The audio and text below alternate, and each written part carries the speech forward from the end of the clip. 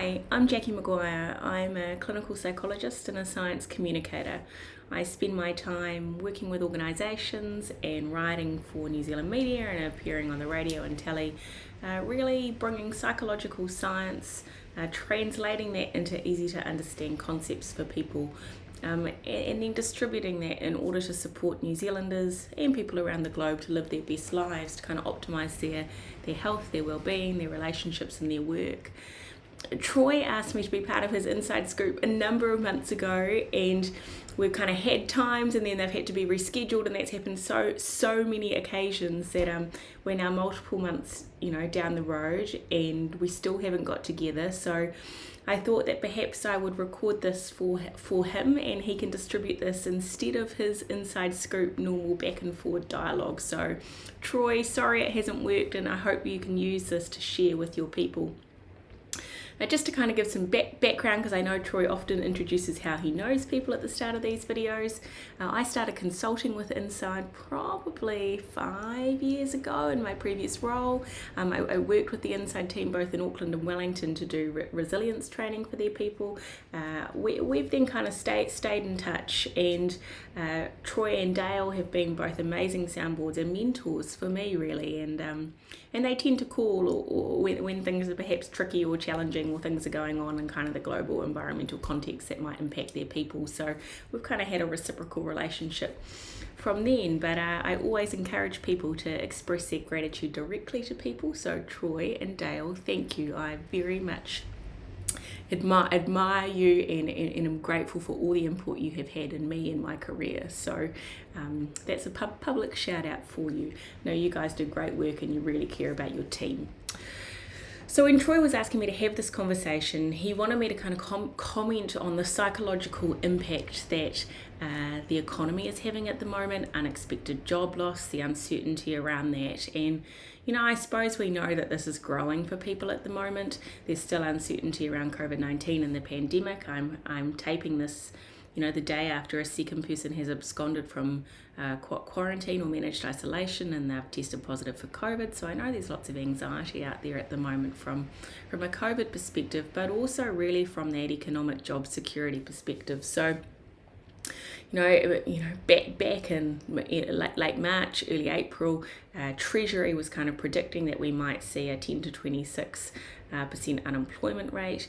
Hopefully we stay at the lower end of that, given we did so well at containing COVID-19 and getting that community transmission really contained and eliminated. So hopefully that stays small, that number, but also really acknowledging that for many people at the moment, job loss or job insecurity is very real. And I know that I only have to scroll through my LinkedIn at the moment with so many people commenting on their last days of works for organisations that they've been with for a number of years. Today it was an Air New Zealand staff member that popped up on my feed that had been with Air New Zealand for 36 years and it was their last day. So very real situations for people out there.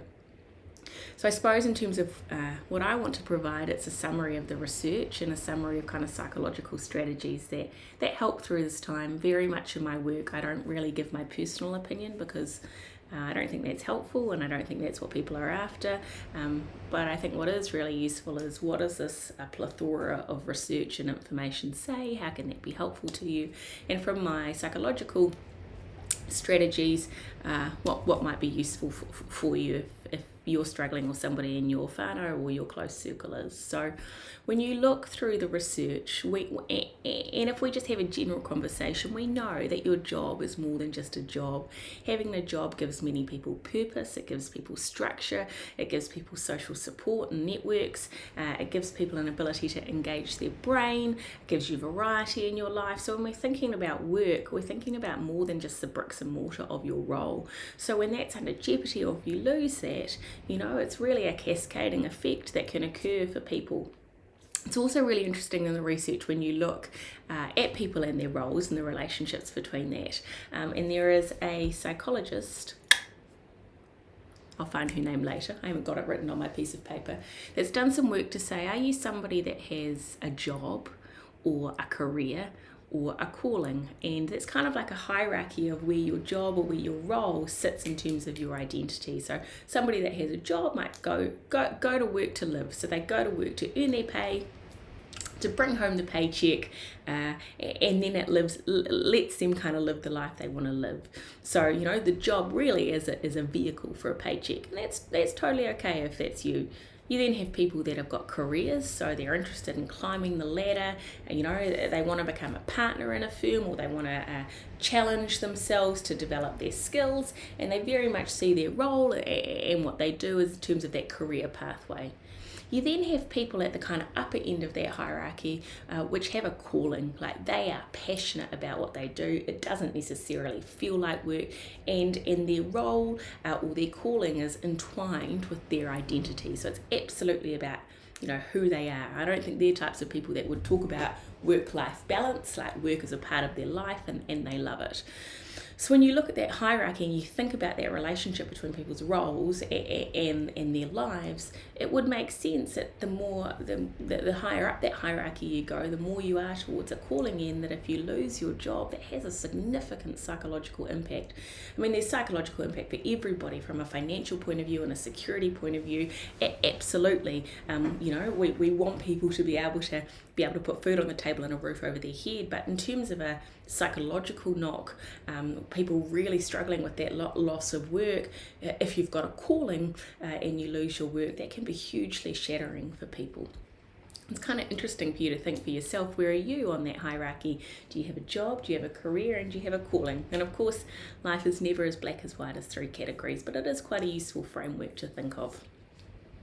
What the research has shown through past economic recessions and crises is that when people lose their job in terms of a recession, and when it's very unexpected, that unexpected job loss can increase psychological distress, increase stress, increase depression, increase substance abuse. And we know that we've seen an increase in substance use, especially through lockdown and through this economic crisis. You know, risky behaviour goes up, whether that's kind of drink driving, whether that's spending more money to make you feel better in the short term.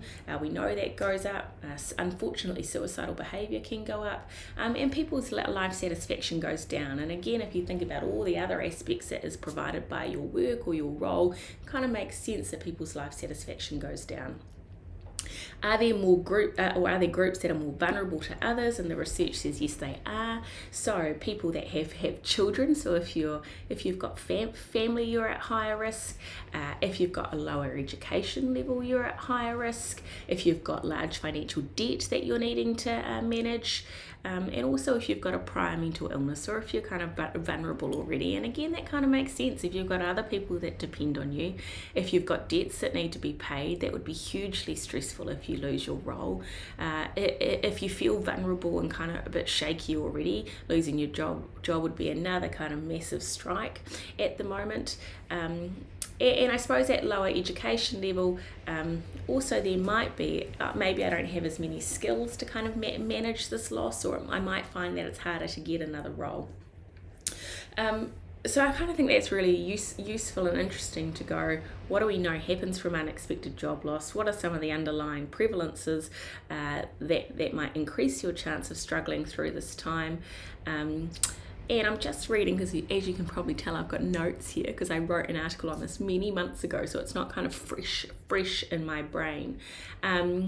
If you look at longitudinal data after a recession, and there are some studies that have done this, there's longitudinal data that have followed people up kind of 3 to 4 years after job loss in a recession, and what they're finding is that longitudinal data says that people are more likely to have increased depression, generalized anxiety, panic, or substance abuse kind of in that 3 to 4 year period. So we're not just talking about short-term effects. We know that if people aren't able to kind of get support or have skills on board to manage this kind of upheaval in their life, to get back into employment, that can have some long-standing impacts. We also know from a New Zealand context and a global context that if people are losing their roles, if people are feeling low in their mood, anxious, if substance abuse is going up, domestic violence also goes up in people's homes. And we unfortunately have a horrendous domestic violence history and rate here in New Zealand. It's something I think we're very shameful of as a country, but shame is a pretty unhelpful emotion. Instead, we really need to be acknowledging it and working together as a team of 5 million to sort that out. But we're not in a position where we want other added stresses to make that rate go up. So there's some real vulnerability factors in our communities at the moment. What do we know is helpful? So if you're in a position where you think you might lose your job, or you have, what do we know is useful? To separate that job loss from yourself, so to not personalize it. You know that if you personalize something and you think, it's because of me I lost my job, maybe I didn't work hard enough, did I annoy the manager, is it a reflection of me and my skill and my talent? Like, if you personalize that and take that on board, that has a much bigger whack and hit to your self-esteem, to your confidence, to your mood, than if you can kind of separate yourself out from that and go, actually, we're in a global recession, we're in a once-in-a-generation pandemic, so many people have lost their roles, this is not about me, and if you can hold that, it doesn't make it easier that you've lost your job, but I think psychologically it kind of takes the sting out of it, that you're thinking that it's a failure on your own part. It also enables you to be more optimistic about the future, and we know that realistic optimism, so not Pollyanna, not everything's going to be perfect, you're going to walk into a new job tomorrow, all will be okay, but being able to have hope, like this too shall pass, I will get another role because I know that I've been able to navigate new roles in historically. I might need to flex and adapt and shift my skill set or look into a new pathway, but I have hope that I can do that. Being able to hold that hope keeps your frontal lobe online, keeps you engaged in problem solving behaviour, keeps your mood in a better spirit, your anxiety lower than if you get pessimistic, like you've lost all hope and you're never going to be able to get out of this situation. So being able to separate yourself from the job loss is really important. We also know what's really important is that you have a routine and structure in your life, even if you're not going to work, because that's something that a job provides. Get up at the same time every day, do your basics, have a shower, get dressed, have a routine, engage with other people. Like, that's really important.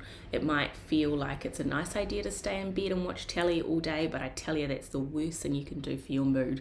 Give yourself the odd day here and there if you're knackered, but get some routine in your life is really important. It's also important that you surround yourself with people that are supportive. So, often family members will say to me, well, how can we support? What's the best thing we can do? The best thing you can be doing is kind and caring for others. People don't need criticism. They don't need your own pessimism laid on them. They've probably got enough of that inner self-talk internally. So being kind and supportive and caring to somebody you love that's in the situation is important, but also making an active decision for yourself to surround yourself by people in that place. I spoke to Adam Grant earlier this year, who's an organisational psychologist in America, and I asked him what did he believe was the best thing for people to be doing that was facing job loss or in that situation. He recited research which said that one of the best things you can do in this time is to journal specifically about your thoughts and feelings about the job loss.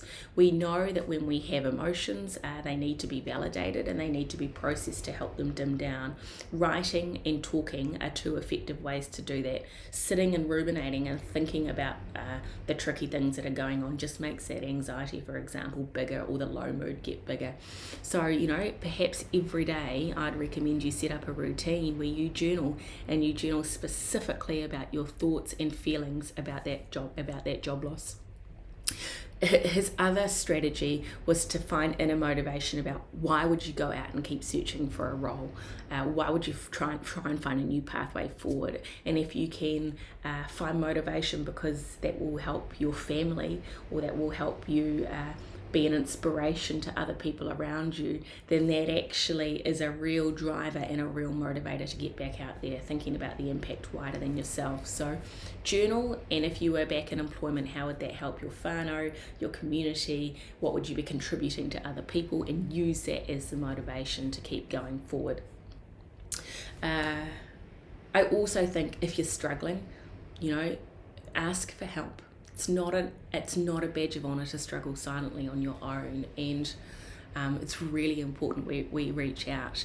I think one of the saddest stories that I've heard through COVID, and some of you may have seen this on the news, I didn't know this gentleman, but very early on, as we were preparing for lockdown, there was a Mad Butcher franchise owner that was on Channel 1 News, and he was talking about the impact on him and his business, and how do you foresee the stock levels that you need. And he'd thought he was going to be able to stay open, and then the government had asked him to shut because he wasn't an essential business. There was some kind of confusion around that, and he'd bought in a whole lot of stock that maybe he wouldn't be able to sell. And I felt really sad for him at that point in time. Like, here's this young guy who's an entrepreneur, who's getting out there, who's running his own business, and it really looked tough. And unfortunately, I was told I think a matter of weeks later that he had committed suicide, and I just felt crushed for him and for his family. And how sad that COVID and this recession has taken a life like that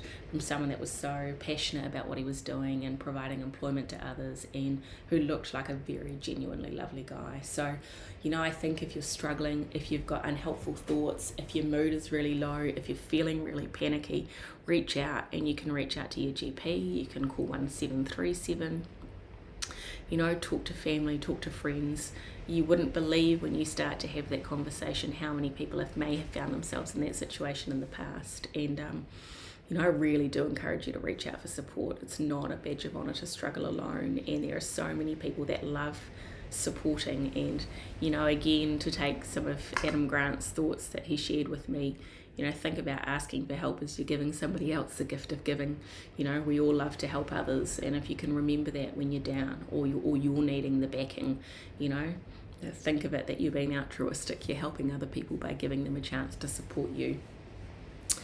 So there's some individual things that you can do. There are some government level initiatives that we know are really helpful, like providing people with skill building, for example, through MSD, and helping people kind of change their skill set, providing family programs to support families through this time, etc. But from an individual level, those are really helpful. If you're an employer in this conversation, if you know that things are kind of looking tough upcoming, be transparent with your people. Don't scare them, don't scaremonger them.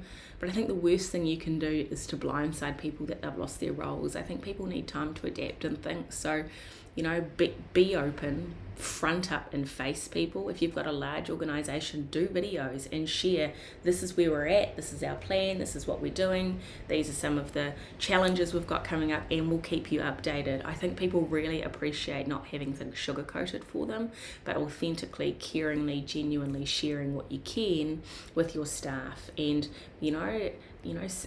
share with them, our sales are down X amount of percent, we think we've got this many months where we can sustain this. We're really looking hard to trying to find a solution. Invite people to share their thoughts with you. Open the problem solving up to the floor. You'll have amazingly smart people in your teams, in your organizations. Invite them to share the dilemma, because that helps people feel needed, it helps them feel a part, and it helps them feel like you've respectfully taken them on the journey. And I know that can be a really hard thing, and often people think, I want to protect my people, I don't want to make them anxious, I don't want to make them scared unnecessarily. But actually, give people the respect to process that, and to have time to think about perhaps what their options are, and to share in that journey with you. I think you'll find that being caringly transparent in a non-scaremongering way, sharing what is necessary to share to enable people to process and plan, is really helpful. So it's kind of a wrap up of the research and some of the things you can do for yourself. Be kind to yourself through this time. Like we say, I think we're in a once in a generation. Hopefully we never see something like this again in our lifetimes. It is completely unprecedented from this recession plus pandemic point of view. Stay hopeful, look after your basics, connect with people that care, and this too will pass, and if you need help, reach out and get it. So Troy, Dale, I hope this is what you're after. I hope this is useful for your clients and for your contractors that you have on board. And I'm so sorry we didn't get to do this back and forward, but feel free to mash in your own comments throughout this. Otherwise, ka kite, have a good day, and inside, always a pleasure.